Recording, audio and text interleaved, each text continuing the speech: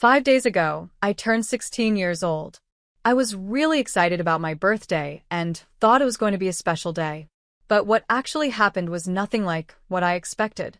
That morning, my parents came to me with big smiles on their faces. They said they had a surprise birthday gift for me. It was a family trip to a resort. I was so happy.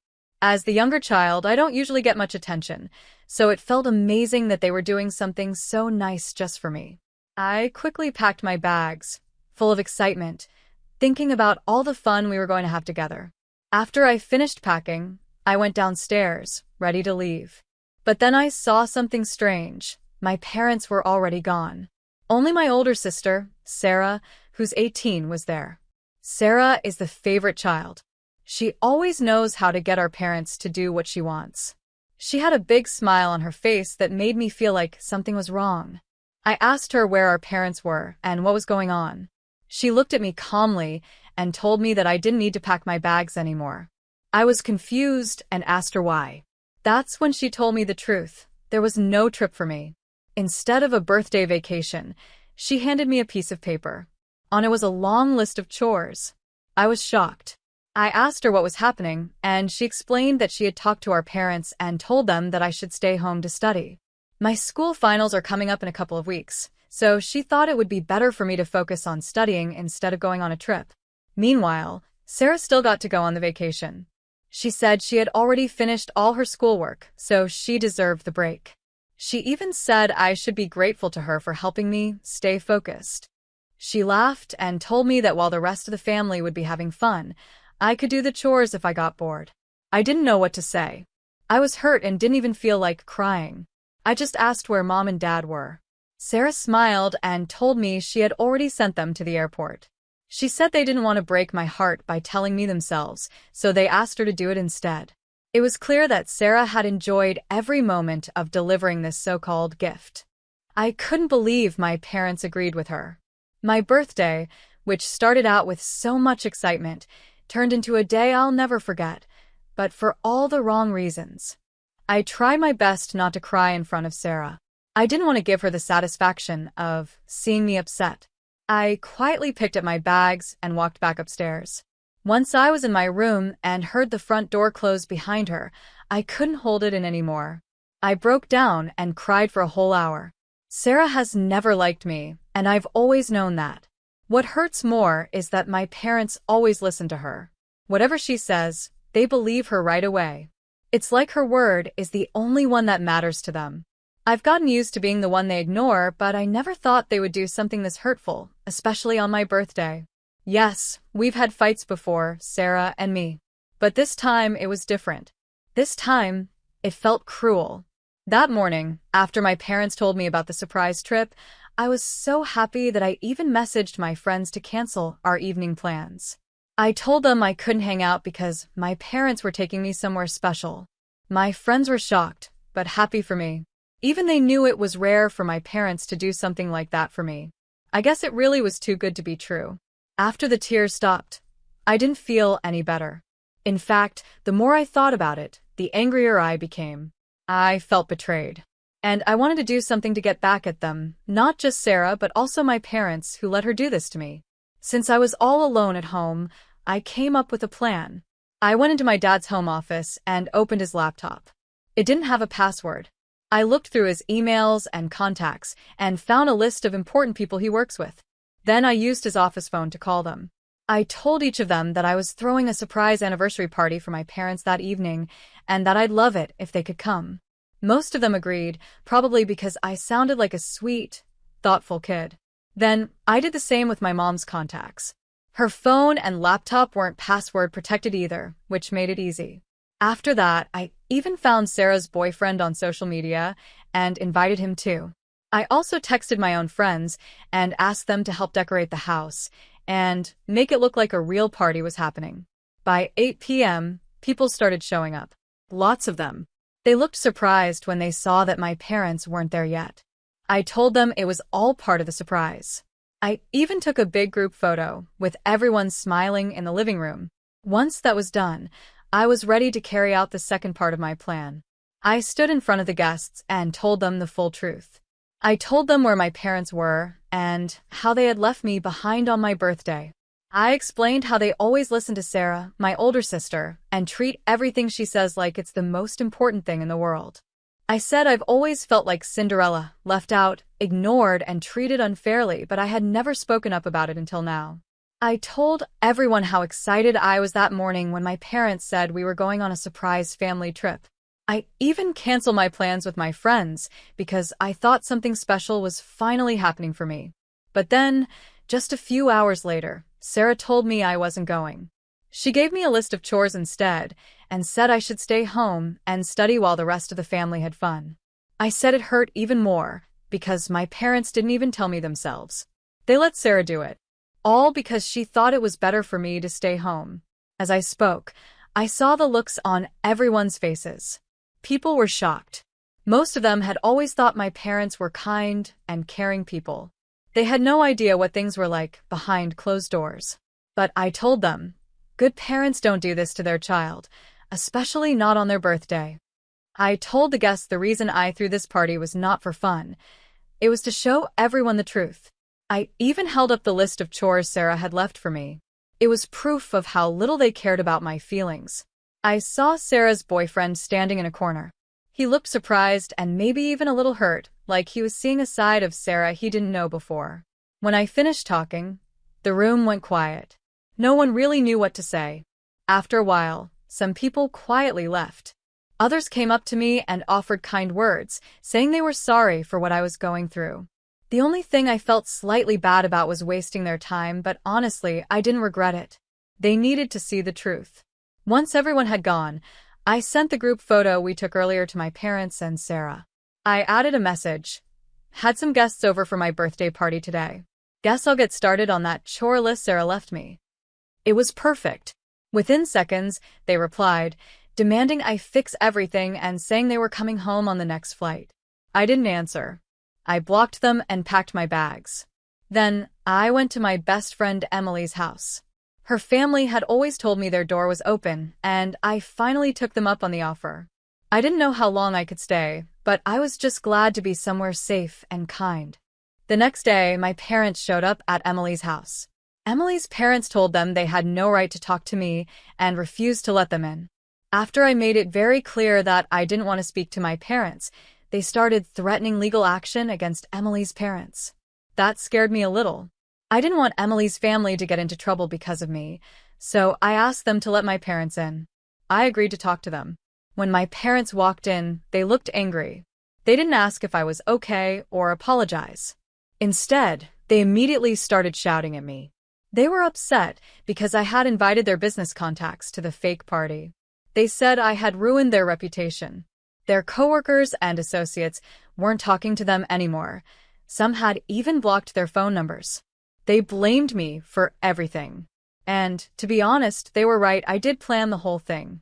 But I also told them this never would have happened if they had just shown me some care on my birthday. I said, if you hadn't hurt me like that, I wouldn't have done any of this. Then I exploded. I yelled at them for always treating me unfairly. I told them how they always picked Sarah over me, how they believed everything she said and never stood up for me. I said she had ruined my life, and they had helped her do it. I told them I would never forgive them. Things got out of control fast. Everyone was yelling. The shouting got so loud that Emily's parents stepped in. Emily pulled me aside and took me to another room to help me calm down. I was shaking and angry, but I tried to breathe and relax. After a while, Emily's parents came to me and said my parents had left. They promised they wouldn't let them speak to me again unless I wanted to. They were kind and calm and told me something I hadn't thought about before. Maybe it was time to seriously consider legal steps to live on my own. They said it was clear that my parents didn't care about me the way they should, and I needed to think about cutting ties with them for good. After talking with Emily's parents, I decided to look into it. I started searching for information about living independently and planned to speak with a lawyer. I was nervous. It's a big decision, and I didn't want to rush into something I'd regret. But honestly, after everything that happened, I knew this might be the best thing for me. The next day, even though I didn't want to hear from them, my parents contacted me again. They sent me an email that night. At first, I didn't want to read it, but I got curious and opened it. In the email, they said the surprise vacation was actually a gift from one of my dad's clients who owned a new resort. They said the timing just happened to be close to my birthday. But then Sarah reminded them about my exams, and they decided not to take me so my grades wouldn't suffer. My parents wrote in the email that I had misunderstood everything. They said I saw the situation in the wrong way and tried to get back at them for something that wasn't meant to hurt me. They told me this made them feel like they had failed as parents. They also said Sarah was very upset. According to them, she was only trying to be a caring big sister, and I had overreacted for no reason. Honestly, I thought the whole email was nonsense. I almost stopped reading halfway through. But I kept going, and the rest was about how upset they were that I had told other people about our family problems. They said they never wanted our private issues to be shared with others, and it embarrassed them. They also said they never expected me to do something like this. They claimed that, even though we've had problems, I never came to them directly to talk about how I felt. So, in their eyes, they never had the chance to fix anything.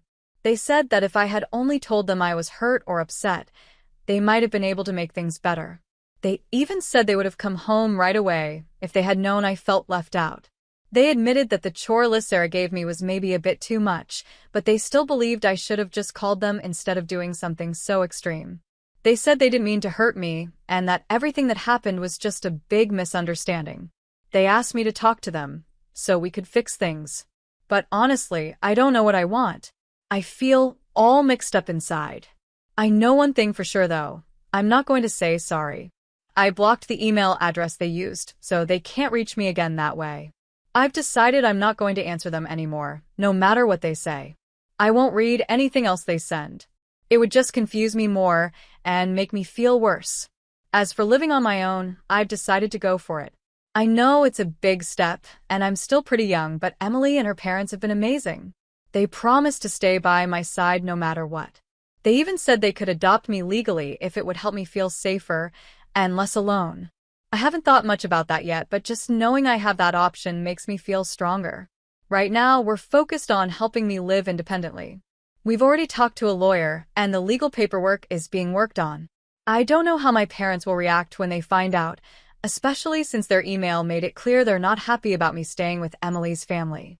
But honestly, after how they've treated me, I don't understand why they still care. It's confusing, because it's clear they've always cared more about Sarah than me.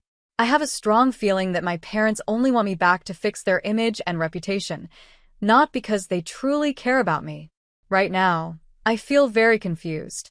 All I can do is wait for them to receive the legal papers and see how they react. It's been a few days since I posted about everything, and they haven't tried to contact me again after that email. I don't really know what they're feeling, but I do know things probably aren't going well for them. A lot of people came to that fake party I threw, and word must have spread. Also, I heard Sarah and her boyfriend broke up. No one knows why, except me, of course. A couple of days later, my parents were officially served with the paperwork that says I want to live on my own. As expected, they were not happy. I was still surprised by how upset they got. They called Emily's parents and got into a big argument with them. My parents believed that Emily's parents had convinced me to do this. They thought I was being controlled and wasn't thinking for myself, which is just ridiculous. Do they even realize how badly they've treated me over the years? Of course, I'm doing this because want to.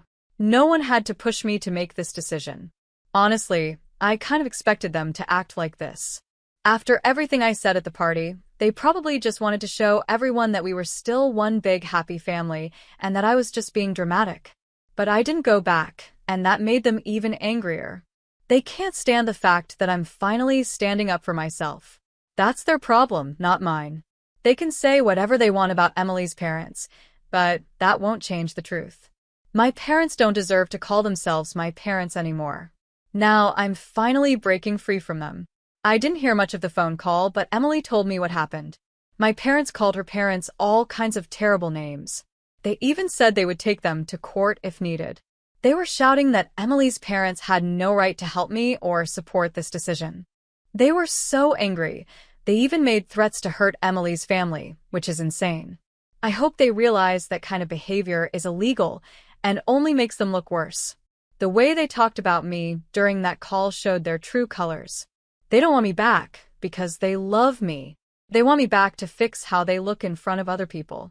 They think Emily's parents are trying to ruin their reputation by helping me and being kind. But that just proves how little they really understand what being a parent means. I was treated badly at home, and that's why I turned to Emily and her parents for help.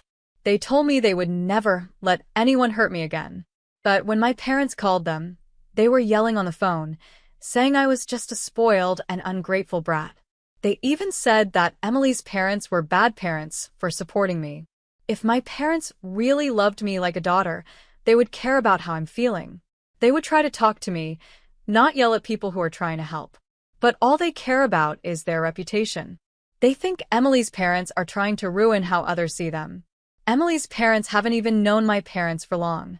They only met through us, so there's no reason for them to compete or fight. Besides, there is no competition. Emily's parents are kinder, more successful, and they care about me like I'm one of their own. But my parents are so focused on their image that they can't believe anyone would truly care about me.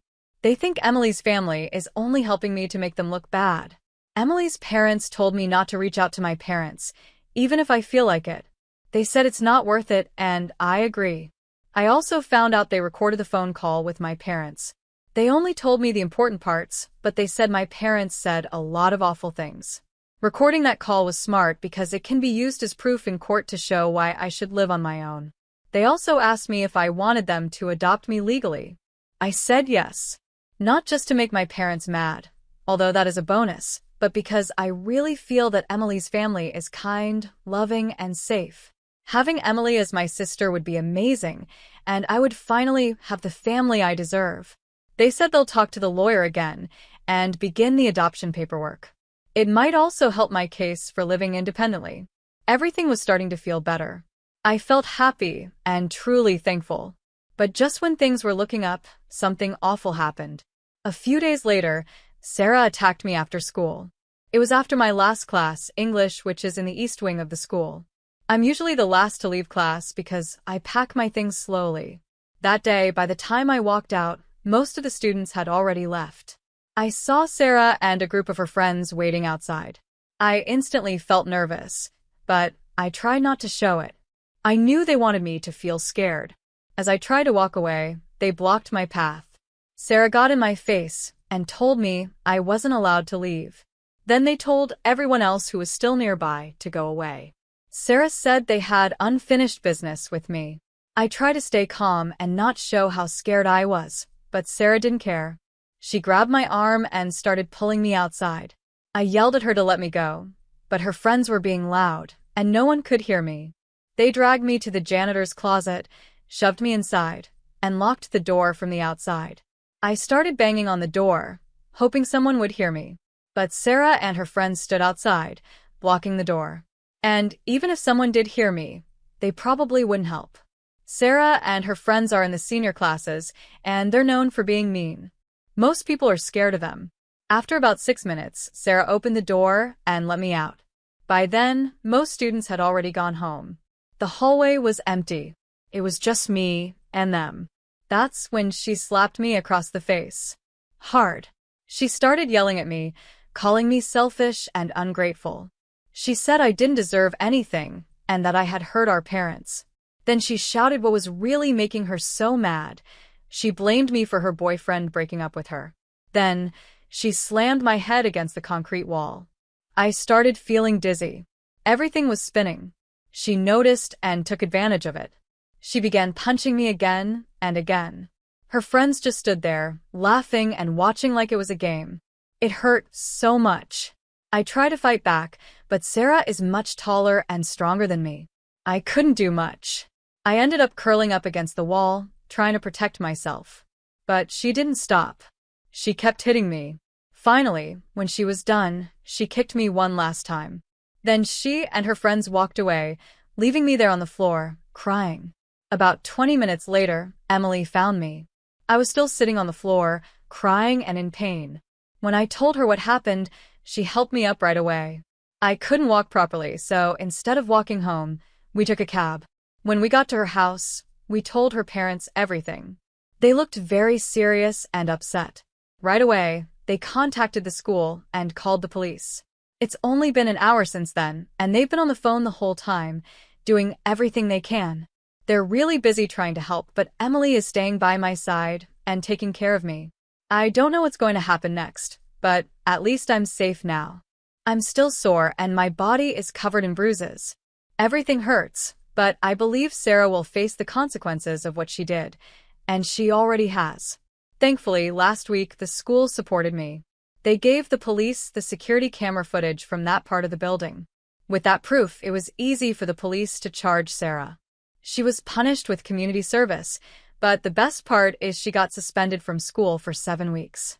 That means she won't get to go to prom, which she had been really excited about.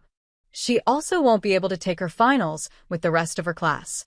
Instead, she'll have to take them alone, so there's no chance she can cheat. That part made me feel a little better. But something even more surprising happened. After everything with Sarah, my parents decided to give up their rights as my parents. Yes, they officially ended their parental rights. The papers were signed, and now I'm finally free from them. Emily's parents are now working on legally adopting me. I can't even begin to say how thankful I am. My old parents told me they didn't want me in their family anymore. I know they'll probably try to tell others that it's all my fault, but honestly, I don't care. People can believe whatever they want. What matters is that I'm finally happy and safe. Now, I'm part of a real family, a kind one. I know in my heart that Emily's parents and Emily herself are way better than the ones I had before. I truly feel loved and accepted here. I still can't believe things are finally getting better for me. For the first time in a long time, I feel happy, really happy. I've even been so happy lately that I almost forgot about my upcoming finals. But Emily reminded me, and now we're getting ready to study hard. We're going to do our best and show everyone what I'm capable of. This is my fresh start, and I'm ready to make the most of it.